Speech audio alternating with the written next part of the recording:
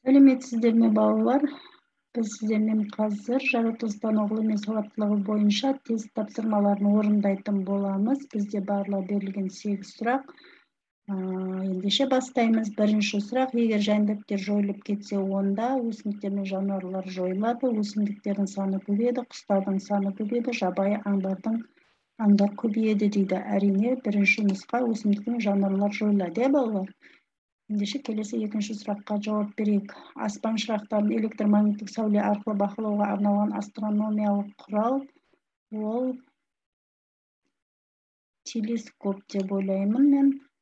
Келесі үшінші: кішкентай нысандарын бақылауға қай құрылғының көмегімен жүргізілетінін анықтаңыз. Кішкентай нысандарды микроскоппен бақылайды. Келесі төртінші: асқазан мен ішек қай жүйеге жатады? Әрине, ас қорыту жүйесіне жатады, балалар. Келесі: жұлдыздарды байқауға мүмкіндік беретін құрал ол үшінші тұрған құрал, телескоп деп атаймыз. Келесі алтыншы сұрақ: суретте көрсетілген жауын-шашын түрін көрсетіңіз. Ол әрине шық, балалар, шық осындай болады.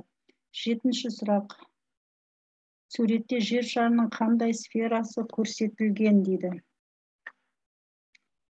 Жер шарының қандай сферасы көрсетілген екен, балалар? Биосферасы көрсетілген, балалар. Ең соңғы 8-ші сұрақ: тас көмірдің негізгі қасиеті ол не, балалар? Жану, Міне осымен біз азғантай 1-2 минуттың ішінде жаратылыстану ғылыми сауаттылығы бойынша тестті орындап тастадық. Балалар, егер сіздерге түсініксіз болса, қайталап осы бейне материалды көрулеріңізге болады.